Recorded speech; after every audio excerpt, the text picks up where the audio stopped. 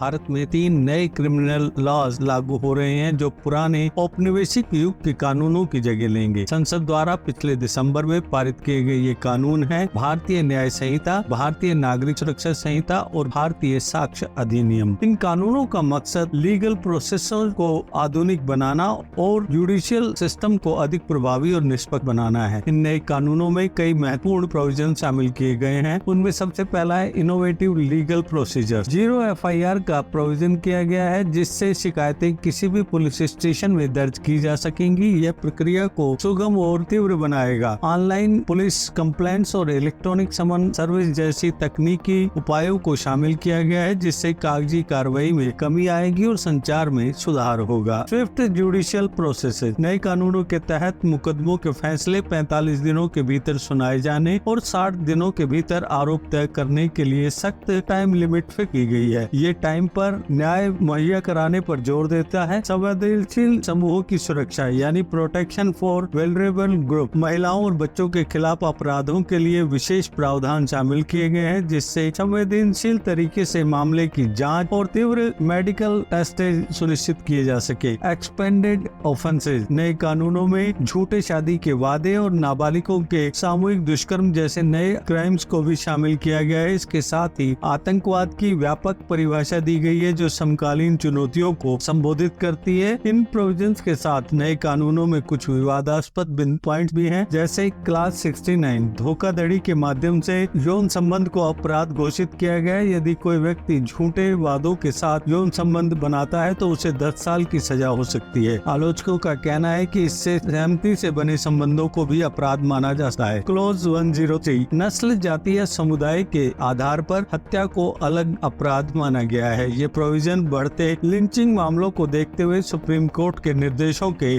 जवाब में लाया गया है। क्लॉज 187 पार्ट 3 पुलिस हिरासत की अवधि को 15 दिनों से बढ़ाकर 90 दिनों तक कर दिया गया है। ये कदम मुकदमों को तेजी से निपटाने और पीड़ित केंद्रीय दृष्टिकोण को अपनाने के लिए उठाया गया, लेकिन इसके दुरुपयोग की संभावना पर भी चिंता जताई गई है। नए कानूनों में सोशल सर्विस को भी छोटे अपराधों के लिए कारावास के ऑप्शन के रूप में शामिल किया गया है जिससे जेलों में भीड़ कम की जा सके। हालांकि कम्युनिटी सर्विस की स्पष्ट परिभाषा का अभाव है जिससे इसे लागू करने में चुनौतियां पेश आ सकती हैं। इसके अलावा नए कानूनों में नाबालिग पत्नियों के साथ वैवाहिक दुष्कर्म को भी अपराध की कैटेगरी में रखा गया है जो एक महत्वपूर्ण कदम है और सुप्रीम कोर्ट के निर्देशों के मुताबिक है। इन सुधारों का मकसद कानूनी प्रक्रियाओं यानी लीगल प्रोसेस को और अधिक प्रभावी और निष्पक्ष बनाना है, लेकिन इसके साथ ही पुलिस के बढ़ते अधिकारों और नागरिक स्वतंत्रताओं पर संभावित प्रभावों को लेकर चिंताएं भी बनी हुई हैं। कुल मिलाकर नए आपराधिक कानूनों का लागू करना और उनका इफेक्ट भारतीय न्याय प्रणाली यानी इंडियन जुडिशियल सिस्टम और सोसाइटी पर गहरा असर डालेगा जिससे आपराधिक न्याय प्रणाली का एक नया अध्याय शुरू होगा। इन्हीं कानूनों के तहत एक सबसे बड़ी जो बात है वो जर्नलिस्ट के लिए है, पत्रकारों के लिए है। Under the new criminal law section 152 इसमें ये कहा गया है कि जर्नलिस्टों को ये विशेष ध्यान रखना होगा कि रिपोर्टिंग करते वक्त और कोई इंटरव्यू लेते वक्त उन्हें ये सुनिश्चित करना होगा कि उनका जो